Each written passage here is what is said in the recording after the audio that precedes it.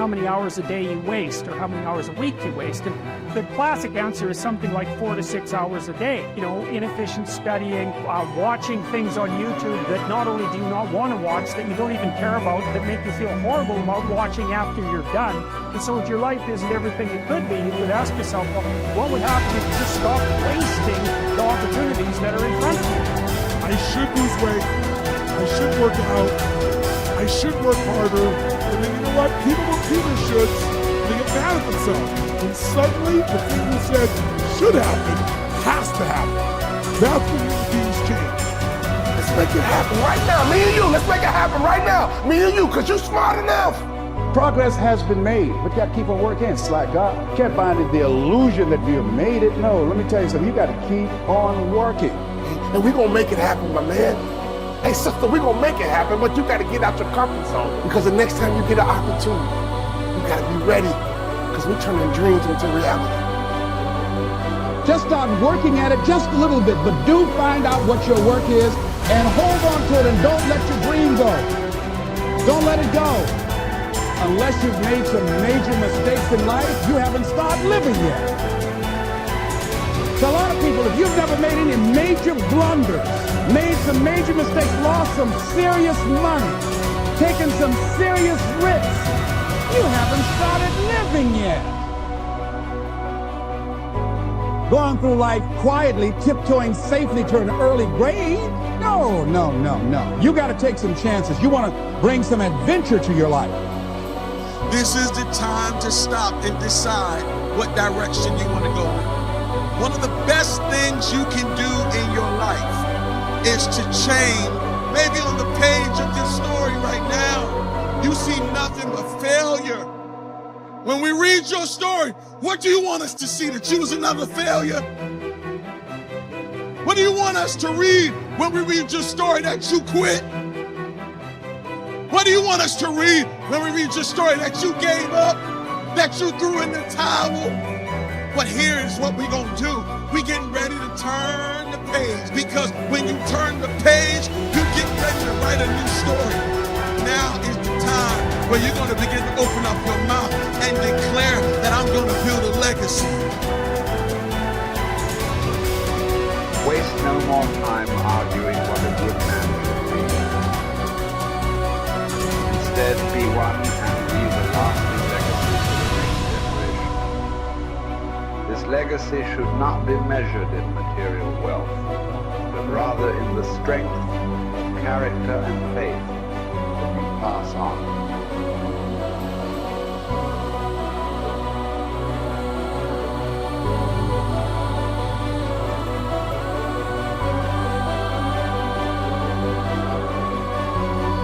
I genuinely am a force for good in the world. You may not understand that yet, but you will eventually.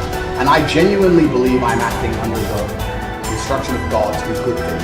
I want to make the world a better place. I genuinely believe my legacy is a good legacy.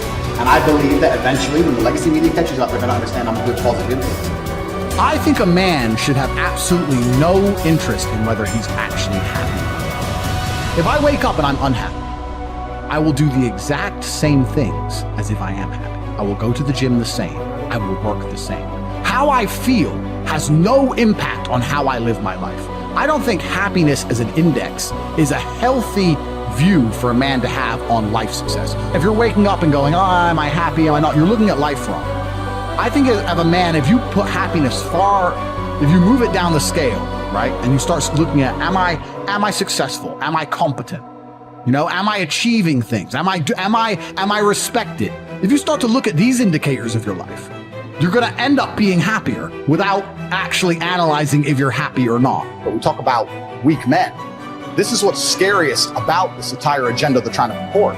Because their ideas, like the feminist idea and like the mainstream idea and like Logan Paul's ideas, all their ideals is if we weaken men, then if they become weak enough, they'll no longer be a threat. And I argue that point absolutely. I think the most dangerous men on earth are the weak men. I think inside of every single man, we're born with a fire inside of us that we do not control can destroy ourselves and other people.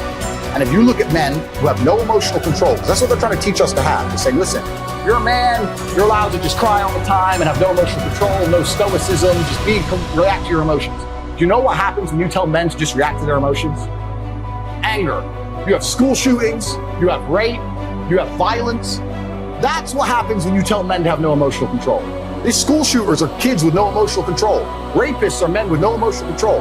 Violence and the bullshit you see on the street are men with no emotional control. Telling men to not be stoic is going to create a breed of violent young men who have no emotional control, can't control their emotions, and act out on them. That is absolutely not more dangerous to society than me coming along and saying, listen, I don't give a how you feel. It doesn't matter how you feel. You have duties and you have responsibilities as an adult. You must comply and act a certain way regardless of how you feel. That is better for society as a whole, especially as I'm only teaching the tenets of, listen, go to the gym anyway. Doesn't matter. You don't feel like it. Go anyway. Listen, your girlfriend left you. Your heart's broken. You're not allowed to stalk her. She doesn't want you. Get the over it. What I'm saying is good for the world. They're saying, no, act out your emotions. Cool, you're creating stalkers, rapists, and school shooters. These people are fucking dangerous. Knowing yourself is the beginning of all wisdom. Simplify your life. Don't waste the years struggling for things that are unimportant. Don't burden yourself with possessions. Keep your needs and wants simple and enjoy what you have. Don't destroy your peace of mind by looking back, worrying about the past. Live in the present. Simplify. Our life is what our thoughts make it. Do every act of your life as if it were your last. In a word, your life is short. You must make the most of the present with the aid of reason and justice, since it is possible that you may be quitting life at this very moment. Govern every act and thought accordingly. Adapt yourself to the life you have been given and truly love the people with whom destiny has surrounded you. If you accomplish something good with hard work, the labor passes quickly, but the good endures. If you do something shameful in pursuit of pleasure, the pleasure passes quickly, but the shame endures. A musician must make music, an artist must paint, a poet must write, if he is to be ultimately at peace with himself. What a man can be, he must be. I will keep constant watch over myself, and most usefully, will put each day up for review. For this is what makes us evil, that none of us looks back upon our own lives.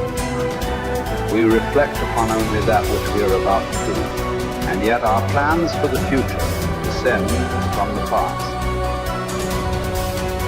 Excellence is never an accident. It is always the result of high intention, sincere effort, and intelligent execution.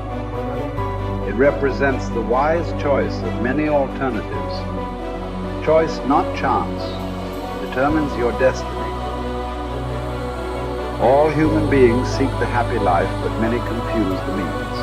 For example, wealth and status, with that life itself. This misguided focus on the means to a good life makes people get further from the happy life. The really worthwhile things are the virtuous activities that make up the happy life, not the external means that may seem to produce it. Mark how fleeting and paltry is the estate of man. Yesterday in embryo, tomorrow a mummy or ashes. So for the hair's breadth of time assigned to thee, live rationally and part with life cheerfully, as drops the ripe olive extolling the season that bore it, and the tree that matured.